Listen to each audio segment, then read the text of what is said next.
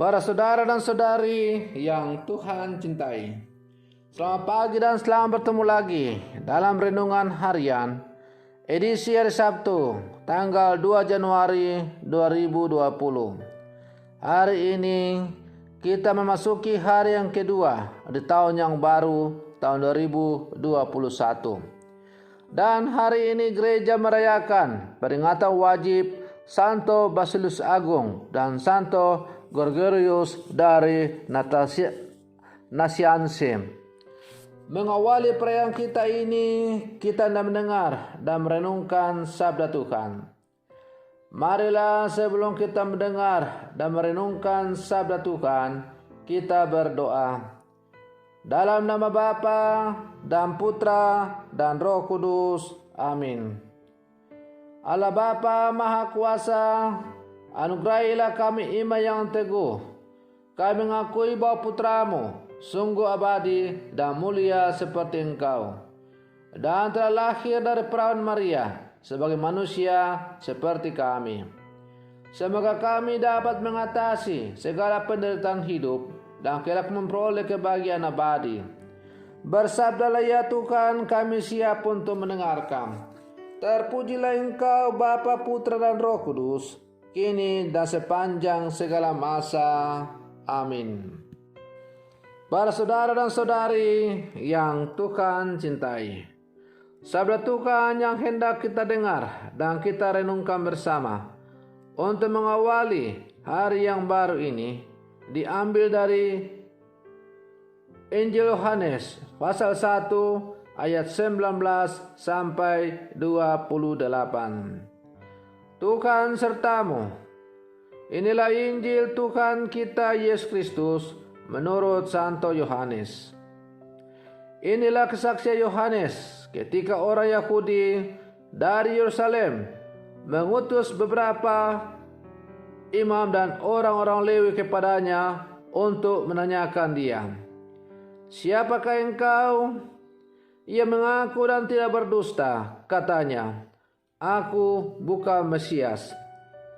Lalu mereka bertanya kepadanya, "Kalau begitu siapakah engkau?" "Elia." Dan ia menjawab, "Bukan." "Engkaukah nabi yang akan datang?" Dan ia menjawab, "Bukan." Maka kata mereka kepadanya, "Siapakah engkau? Sebab kami harus memberi jawab kepada mereka yang mengutus kami. Apakah katamu tentang dirimu sendiri?" Jawabnya, "Akulah suara orang yang berseru-seru di padang gurun, luruskanlah jalan Tuhan, seperti yang telah dikatakan Nabi Yesaya." Dan di antara orang-orang yang diutus itu ada beberapa orang Farisi. Mereka bertanya kepadanya, katanya, "Mengapakah engkau membaptis jikalau engkau bukan Mesias, bukan Elia, dan bukan Nabi yang akan datang?" Yohanes menjawab mereka, katanya, "Aku membaptis dengan air, tetapi di tengah-tengah kamu berdiri dia yang tidak kamu kenal, yaitu dia yang datang kemudian daripadaku. Membuka tali kasutnya pun aku tidak layak." Hal itu terjadi di Betania yang di seberang sungai Yordan, di mana Yohanes membaptis. Demikianlah Injil Tuhan. Para saudara dan saudari yang Tuhan cintai, Yohanes Pembaptis memperingatkan umat Allah agar waspada terhadap orang-orang yang antikristus. Mereka adalah orang yang menyangkal Yesus sebagai Kristus, menyangkal Bapa dan Anak, serta mengingkari Yesus sebagai Allah yang telah menjelma menjadi manusia. Para penyangkal ini disebut juga sebagai pendusta yang membawa penyesatan. Yohanes sekaligus mengingatkan bahwa kehadiran pendusta bisa muncul dari tengah-tengah jemaat itu sendiri, layaknya musuh dalam selimut.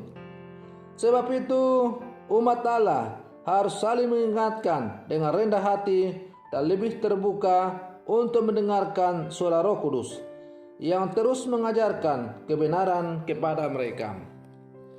Para saudara dan saudari yang Tuhan cintai, dalam kisah Injil yang baru saja kita dengar bersama hari ini, Yohanes memberikan kesaksian dan menjelaskan identitasnya dalam kaitan dengan Yesus Sang Almasih yang telah menjadi manusia. Ia merendahkan diri di hadapan Yesus dengan mengatakan, "Membuka tali kasutnya pun aku tidak layak." Pada zaman itu, tugas membuka tali kasut merupakan tugas seorang hamba terhadap tuannya. Dengan ini, Yohanes menegaskan identitas dan tugasnya di hadapan Tuhan, yakni sebagai seorang hamba yang kecil. Namun pelayanan dalam kerendahan hati itu membuahkan hasil yang besar. Banyak orang yang mengikutinya. Meskipun demikian, Yohanes tidak berbangga diri. Ia kembali menegaskan identitasnya. Ia bukan Mesias. Para saudara dan saudari yang Tuhan cintai, karena itu dari pribadi Yohanes Pembaptis ini kita bisa belajar tentang kerendahan hati.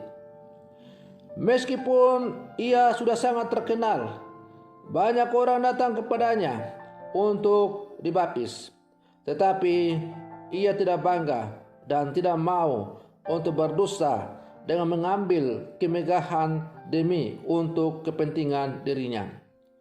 Ia tetap sadar dan fokus menyadari dirinya hanyalah sebagai seorang hamba, seorang utusan dari Allah yang bertugas untuk mempersiapkan datangnya Sang Penyelamat. Dan ia sungguh setia dengan tugasnya ini.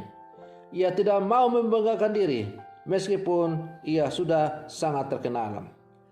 Para saudara dan saudari yang Tuhan cintai, dari pribadi Yohanes Pembaptis ini kita belajar menjadi murid Yesus yang sejati. Hidup kita dipanggil untuk bersaksi tentang kasih Tuhan dalam kata-kata dan perbuatan. Kita diajak untuk menjadi saksi sejati dan bukan pendusta yang mengingkari Tuhan dan memuliakan diri sendiri. Maka pertanyaan bagi kita orang-orang beriman di zaman sekarang, apakah dalam kesaksian hidup kita sebagai orang-orang yang percaya, apakah demi untuk ketenaran diri kita, untuk kemuliaan diri kita, ataukah kita sungguh bersaksi tentang Tuhan dalam hidup kita? Dan karena itu, lewat kesaksian hidup kita sebagai orang-orang percaya, orang semakin banyak dihantar untuk bertemu dengan Tuhan. Para saudara dan saudari yang Tuhan cintai, hendaklah kita selalu sadar bahwa kita ini hanyalah seorang hamba yang tidak berguna, seorang hamba yang hanya patut mengerjakan apa yang patut dikerjakan oleh seorang hamba. Maka mari dalam seluruh kehidupan kita terus hidup sebagai seorang hamba. Mudah-mudahan kita sungguh layak menikmati hidup berbahagia bersama Yohanes Pembaptis yang menjadi contoh teladan dalam soal kerendahan hati.